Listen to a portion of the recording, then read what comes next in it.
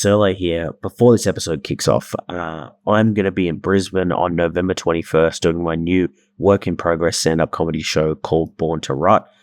November 28th, Aaron is going to be in Sydney with I Exist at Mary's Underground with Drop Saw, Histamine, Rig Mine and Orc. And then December 10th, Aaron and I have our big end-of-year Oblivious Maximus end-of-work drinks. It is free at the Last Chance Rock and Roll Bar. Come along, big raffle for Olive Kids. Get around it. Here's the episode.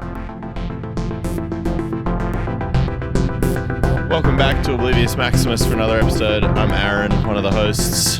I'm Ben. How you doing, Aaron? Fucking awesome. How are you? I'm great, mate. Good. It's an awesome day. It's Saturday. We've got the guys from Dead Mall here. How are you going? Very well. I'm Ruairi. I sing in Dead Mall. I'm Adam and I play the bass guitar. Fuck yeah. Awesome, guys. We got the boys in. And you're fresh off the Amel and the Sniffers enhanced gig at the Last Chance Rock and Roll Bar. Greatest thing that's ever happened to Dead Mall. Yeah. Getting their show cancelled. Yeah.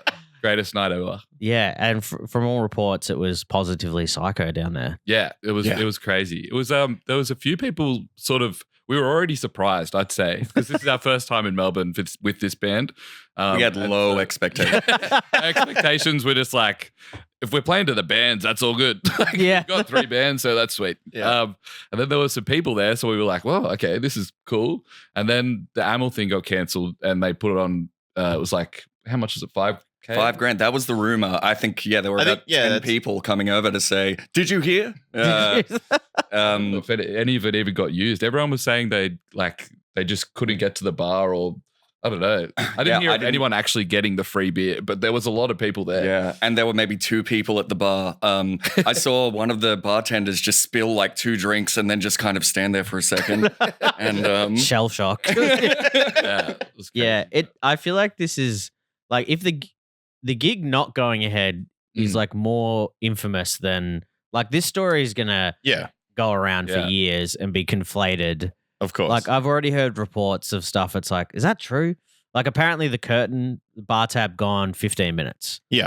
$5,000. Yeah. Well, that I as I said before we were recording, I was just at one of the venues that it happened to, much like you guys. Yeah. But the Labour in Vain, and we were just sitting outside, and it was very quiet, to be honest. And then it went from no one to like 1,000 drunk 18-year-olds. Yep. But I think the tab there probably only lasted half an hour as well, because people like Duck's cousin said the bartenders were just like doing shots themselves. Like if someone was like, I'll get a shot, they're like, great. And they were also doing it. And then like same thing, he said, Duck's cousin said people were going up and being like, I'll get 6 pints of 4X and then I'll get 3 pints. And they were just like, okay. And just pouring it. And then they were like just taking them over to a table of like 4 people and just plonking. That feels like going to Bang back in. Just get the $1 vodka raspberries and just stack up a table for Double them. fisting, going crazy. Yeah. So how was the actual show? Apologies, couldn't make it, but looked fucking awesome. It was really good. It was there was obviously a lot of people there that had no idea who we were, which was epic. I feel like it was really full, and everyone really full. A lot of kids going crazy. Like I think I only started to notice the influx of people at when the World at a Glance started playing. Yeah. And you really just notice that difference. And then the young kids who love to pit hard.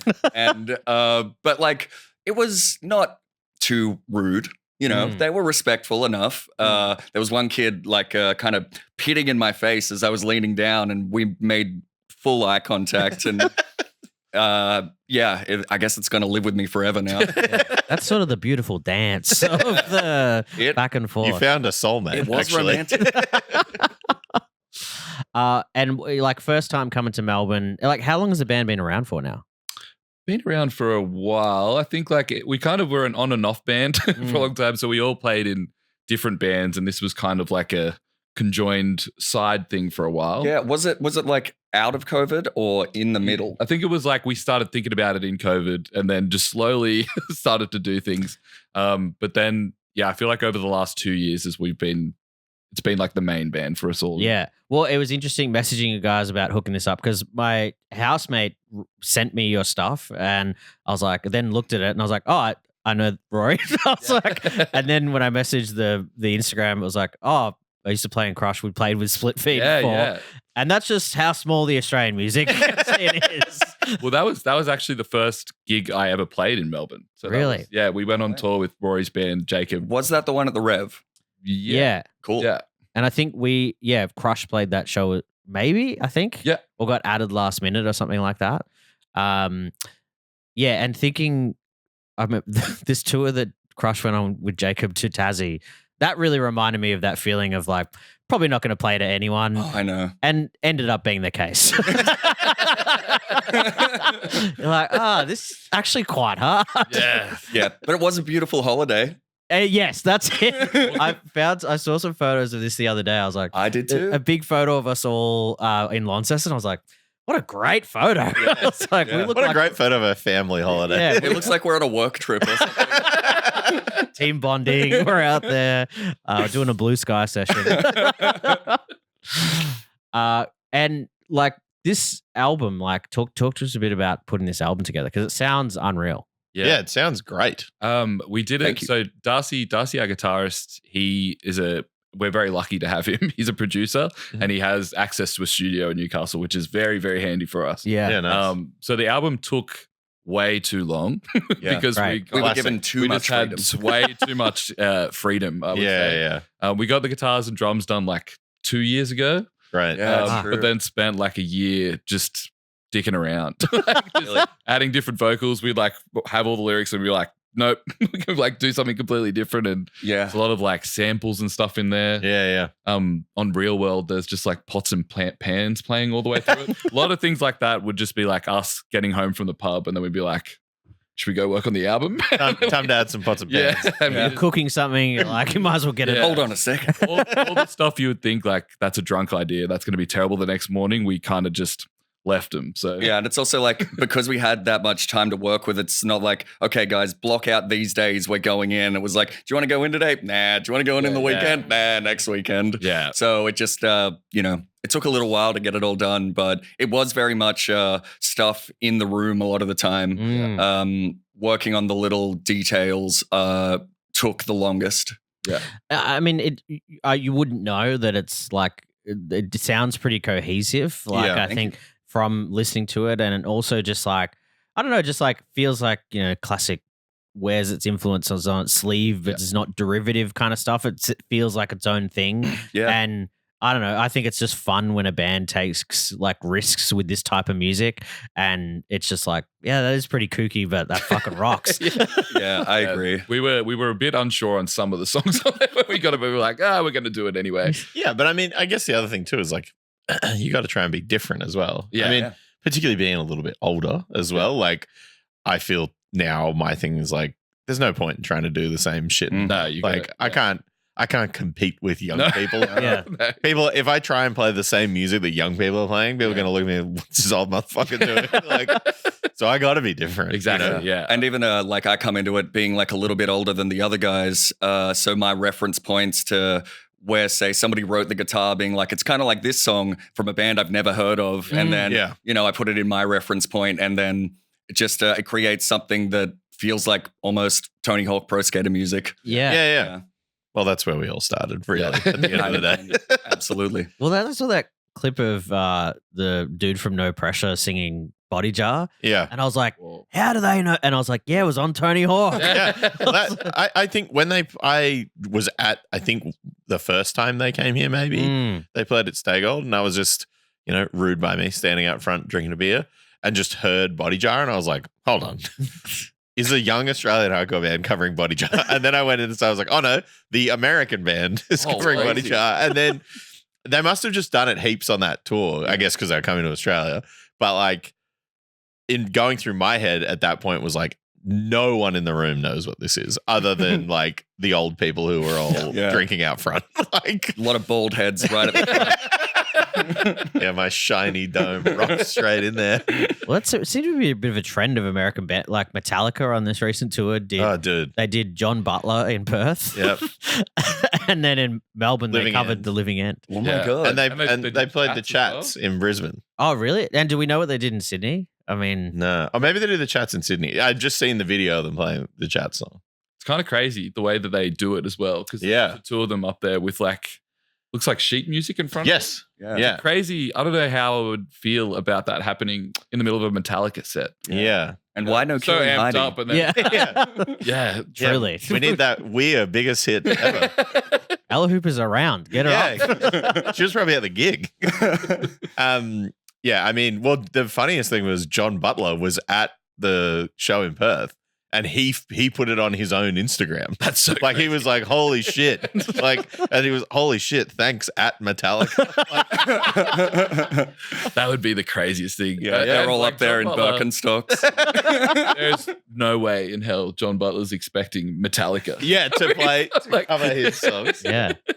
That's crazy. The Yeah. dude from Tame Impala pissed off. He's in an acid drip, hating it.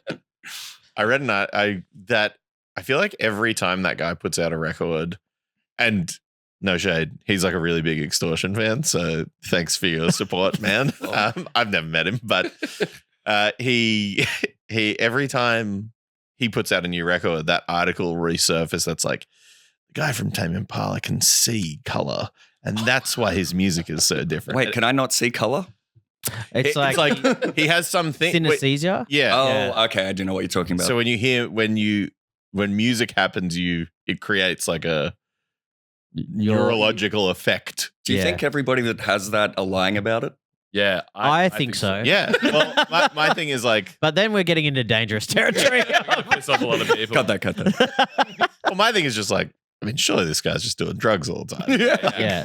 We've all done mushrooms, mate.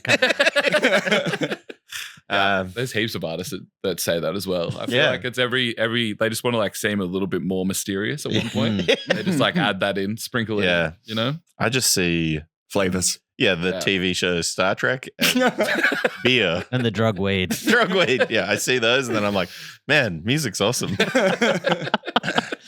And it feels like, Newcastle kind of seems to never really like dip. It sort of seems like something's always happening there. What does that feel like that for you guys? It's like, hardcore so. particularly at the moment, I guess, and that's kind of wide, but how's the general music scene feel there?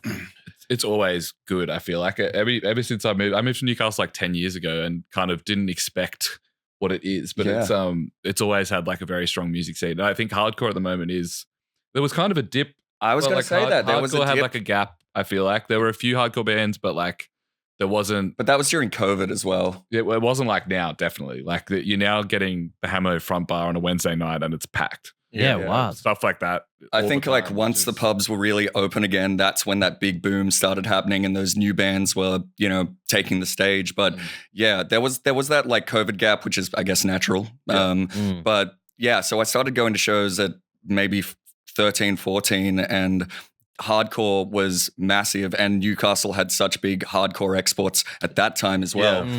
Deadwalk were massive at that point and I don't know if Dropsaw were a bigger band or just more of a Newcastle band, but there were so many Dolan projects. Luke Dolan, the singer of Deadwalk, that were doing great at that time. White Male Dominance were playing heaps of shows. And so it did seem like there was a lot of interesting, good hardcore happening in Newcastle. And it has been such a mainstay.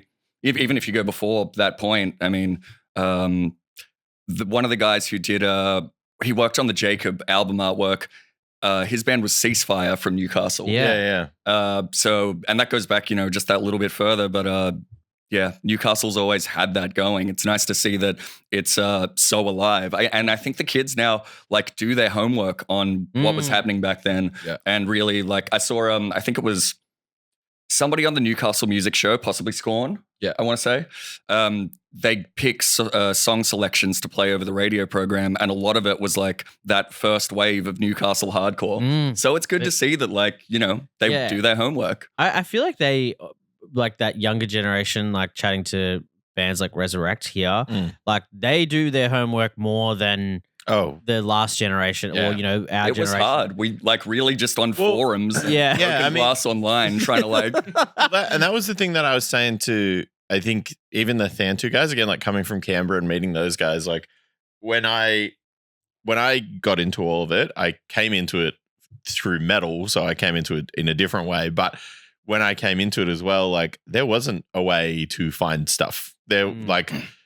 Other than the forum, there was no other ways to find it. And you'd see a t-shirt and be like, okay, remember that one. Or just like talk to an older person. Like that was literally the only way. Or like inside of a CD. Yeah. Like who they think their mum and someone, I don't know.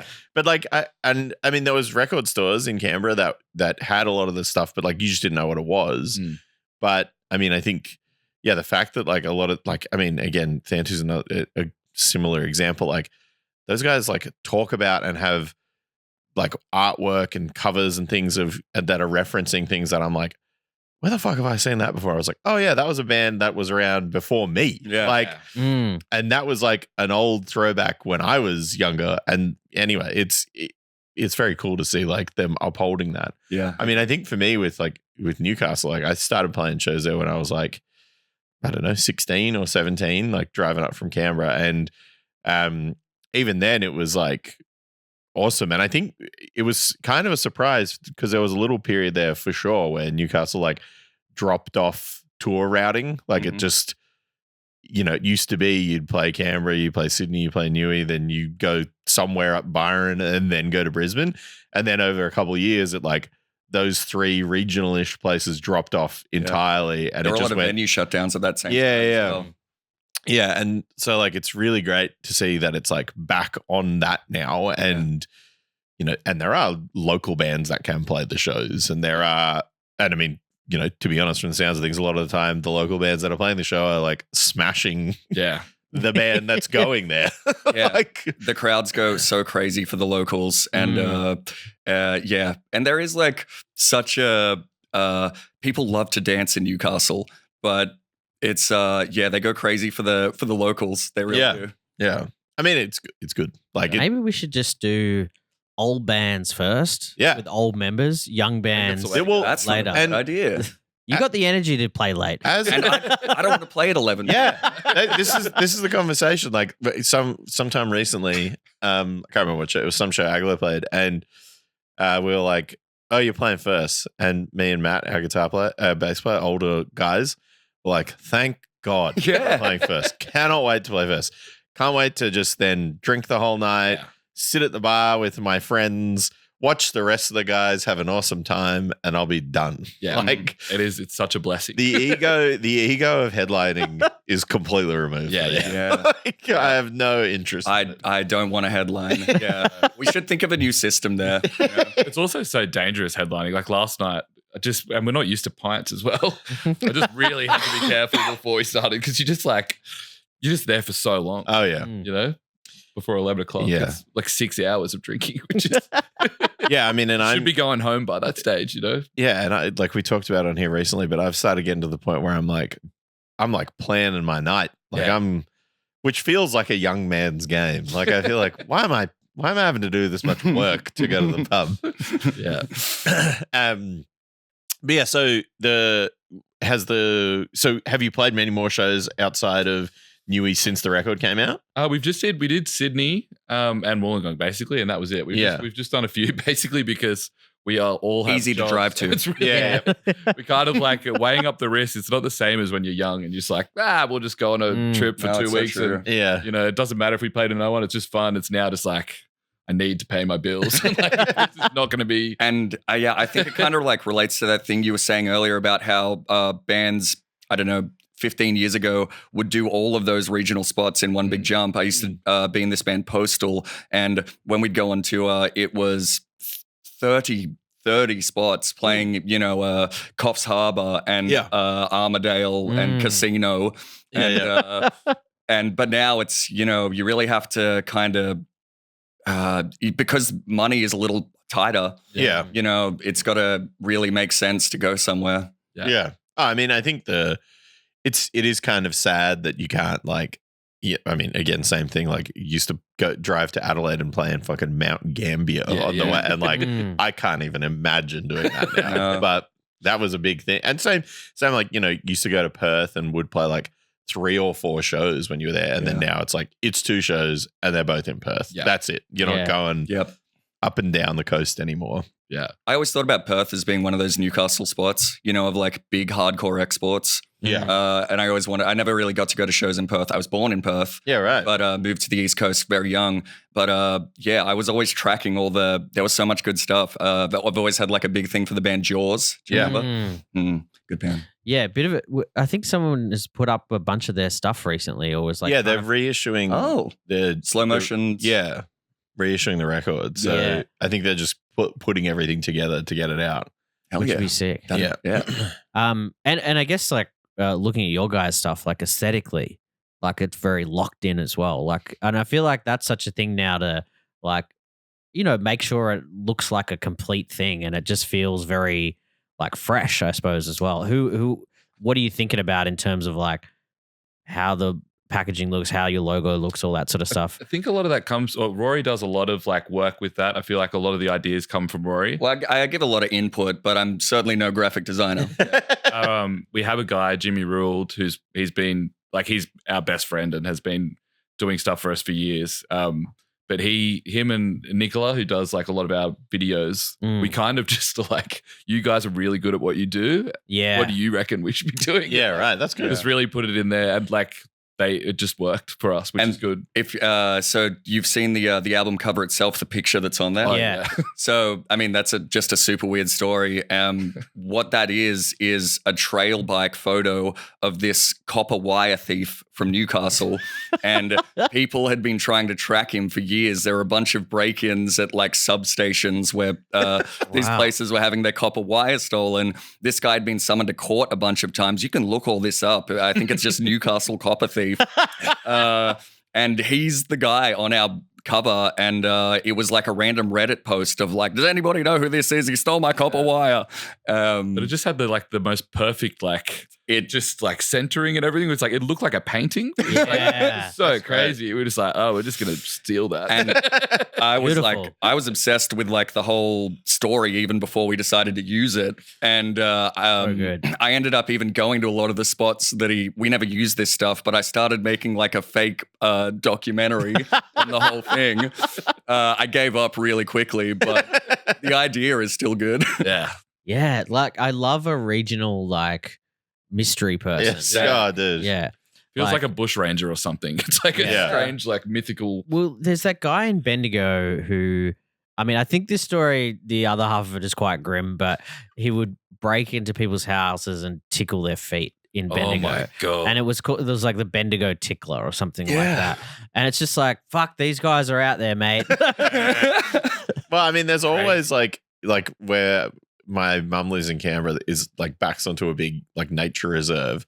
And I mean, I'd lived in that suburb for a month and went to school, and someone was like, there's a guy that lives up there. And then that was like the rumor for still going, probably. Like kids are still probably saying like, there's a guy that lives up there. Like I love those urban legend stories. Yeah. Well, that's like the Button Man. Yeah. Is the Victorian one. There's this guy just called the Button Man who lives in. He steals your buttons?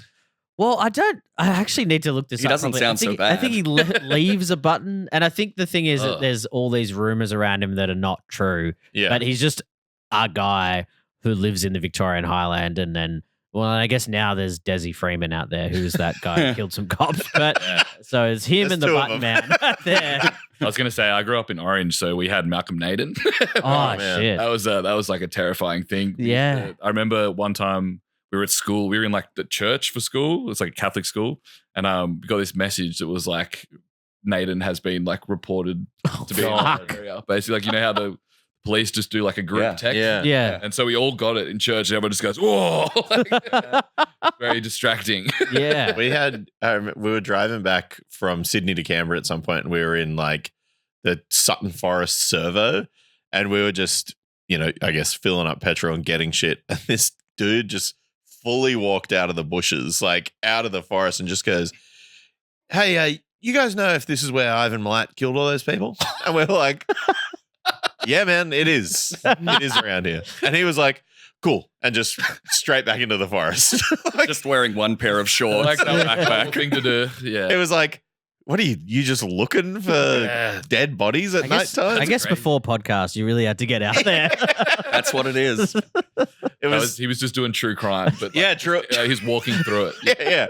Yeah. He had nothing to record his story. He just needed to go experience. I love that idea for like next time we write something, it's like suburban legends of all these stories. I really want to do Frank. Frank from Frank's Ham and Beef. Yeah, Frank's Ham and Beef. Frank was murdered. Murdered at the store. God, he was shot. It was never solved. The storefront's still there. You can go buy it, but actually, I did make a fake mockumentary about that as well. It's okay. I think I sent. We've got the lyrics already. I sent it through to the chat one time, and it was like, Frank has been murdered. And I went on for a while.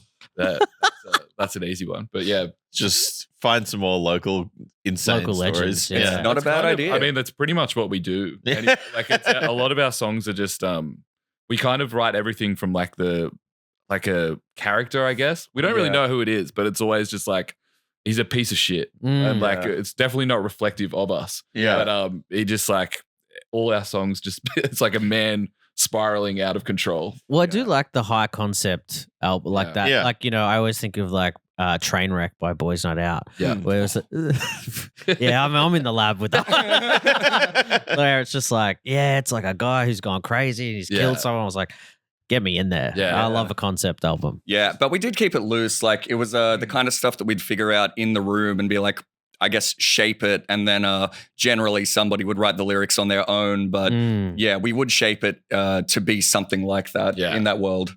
Yeah. Yeah. And I guess like even the name Dead Mall kind of gives, that image of like exploring a bygone era of a place that's shut down. Like that's awesome. Well, that was from like we were trying to for so long to try and find a band name, which as you guys know is the most painful experience. Before I stepped in, it was going to be called, what was it? Gutter something. Gutter Mouth? No. Gutter Mouth too. I can't remember. They were terrible names. Yeah. None of us liked the names that we had. It's like, I guess like we got to play a show. So like, what do we do? And then were you watching? I was, the Dead Mall series by Dan Bell on YouTube. He, I think there's a lot of people that do it now, but back then he was really the main guy that would just go through abandoned malls in America and walk through, put some fun music on it, throw in some weird editing stuff and like ads from back when the malls would open. Right. And Newcastle has a lot of that stuff as well. There's a couple of like dead malls, literally in Newcastle.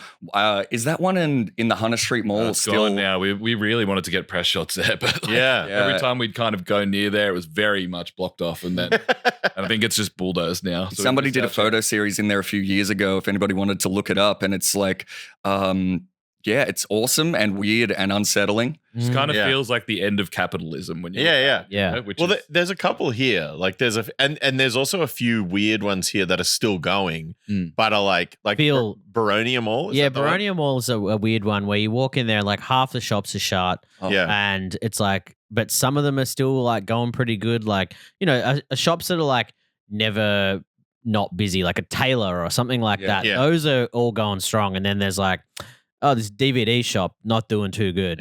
Well, maybe if they waited out of it, like I think they're coming back. Well, that's what I was going to say. Like, I mean, obviously it's very of the area, but Northcote Plaza has it's like got a fucking Facebook group about it now. But there's a CD store in there that I think is now like come back around because people buying CDs again. Is that a thing? Yeah. Yeah, particularly I threw all mine out, brother. The other week, someone was talking to me about it, and I was like, I got a box in the garage. I'm about to make bank. I whittled my collection down, and I definitely regret it. Like, well, it's like our friend's daughter who is like 15, maybe. Yep. He's like went to High Point to buy a CD. Yeah. Whoa. And I was like, "You want a CD? I got tons. Do you want my band CD? Because I also have heaps of them. But yeah, it seems like people are like want to own shit again. I think that whole switch is happening of like all physical media. It's not just vinyl anymore like it kind of used to be. It's like all physical media seems to be having some kind of resurgence. There's also like street press. There's like there's young people wanting to do it as well, which is the craziest part. I think it's interesting that zines never left. Zines have always been strong. It just seems like every city now has like some sort of street press, like a local thing that they're really pushing, and it's just fully passion stuff. You know, no money out of it. Yeah, I think it's just like, I mean, you know, we could do a whole separate podcast about social media stuff, but it's like, I think there is some sort of like switch where people are like, it's actually weird and feels fucked. So it's nice to like have a thing you can hold and be separate from that, and feels tangible, and you don't have to fucking pay a subscription, and like that's starting to feel fucking so gross for so many people. For sure. Well, I think the other thing too that is, you know, maybe it's like full conspiracy theory brain problem, but like go on. But my thing now is like I've been getting so worried at things that I've seen and have enjoyed, and you know, if I don't buy it, like at some point this is going to fall apart, and then I'm not going to have any of it, and then but at least if I've physically got it, then if everything falls apart, or at least you have it on your own hard drive. Or exactly. Buy, like I think music is the big one, and we've talked a lot about it here. It's like, the streaming stuff is like starting to feel. You're like, oh, what if next month they're just like, hey, it's $100 now? Yeah. Well, I'm fucked, I guess. Yeah, I don't know. I feel like just on that, not just the streaming stuff, but I feel like all the AI stuff that's been coming through. Yes. I feel so stupid looking at my phone, like especially all like just the slop that's on Instagram. I will sit there and just once you start watching one, you just the rest of it, and you're just like, what have I done to my brain? Just well, I think there was that video recently that did the rounds where it's like looks very real, but it's like there's a bunch of old people in a retirement village, like in different funny costumes. Yeah. And it went crazy. Yeah. And then it was like, it's AI, and people like felt so betrayed. Yeah. Well, I mean, even today, a big one that I keep getting served up is like clips from movies, and then they've like there's like an AI voiceover that they put over a movie, and it's just describing the scene. And I don't know how this has entered my algorithm, because every time I see it, I'm like, fuck off. Like, but same thing, I think, and that's like my sign now. When I get to that in my scroll, I'm like, all right, I gotta close my phone. Like I'm so deep in the scroll that I'm now in the slop. I just feel like you're doing something to your. It's like I'm losing a day of my life. Yeah, 100%. It feels like it's doing some sort of damage. I only ever see it secondhand. I mean, I'm so bad at phones. I'm also not allowed on the Dead Mall socials. To be honest, Roy Burns is like actually the most safe person from AI. It's true. Just does not participate in modern technology. I also would never know if anything was real or fake. Yeah. Are bands doing AI with music? Yeah, I mean, there's AI music, but not. I think I've heard of this, but are we getting to the point yet where, say, you come out with a band, but you haven't written it? It's been made by some kind of prompted it. I'm sure there's some of that happening. I mean, I think the thing that is still the most prevalent though is bands using like ChatGPT to make shirt designs and do art for them, which is crazy because it like so noticeable. It's so like I can see it from a mile. Like I think even this week, I haven't. I'm happy to be allegedly, but like Anthrax announced shows in Japan, and the flyer is so bad that it could only be AI. It looks so shit. I think like that's the funniest part, that it's usually the really big bands. It's like have money, and then every time it comes back, then they just throw their like team under the bus. They're like, well, the band didn't even see it. Like it was actually the management. They didn't ask us. And blah, blah, blah. Of course, we love artists. And it's like, how hard is it to just look up urban legends and get a photo from a trail cam? Get on Reddit, man. There's tons of pictures on there. So what do you guys got coming up? What's the plan from here? We've got like a Christmas show we're playing that's not announced yet, but that'll be just after Christmas at the Lass, which would be awesome. I love a Christmas show. I find them so funny. Yeah. I don't know why. Me too. And then we're playing with Low in January, which would be awesome. That'll be at the Hamo. But then other than that, we've got a lot of demos. So we're kind of just like, I don't know what it'll be yet, but something's going to start taking shape. I think it'd be good to like release something, put something out at least keep the momentum going for a little. We need to not do what we did last time.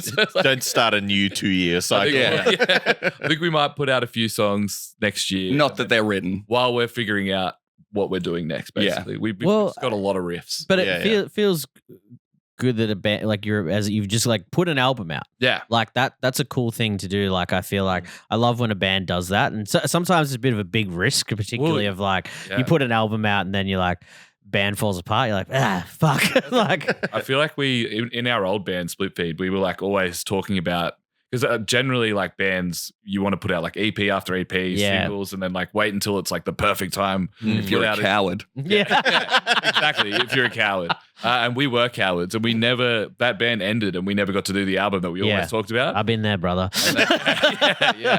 Many people have. And then, but yeah, three of the guys in this band are from that band, and we kind of, when we started this one, it was very much just like building up to we were like, we need to get an album out as soon as possible, just so that we have something. Yes. Like I feel like it just feels like you have something to your name. Yeah. Even though we haven't done a physical release. But it's very much only online. But it's I still want to do a physical though. I like to make VHS tapes, and I wanted to do make a big insert for it and put all the video clips in, plus any extra footage over the songs. I love that. Yeah, not a single person will be able to view it because Rory. I bought all the but young kids may. I bought all of the VHS players in Newcastle.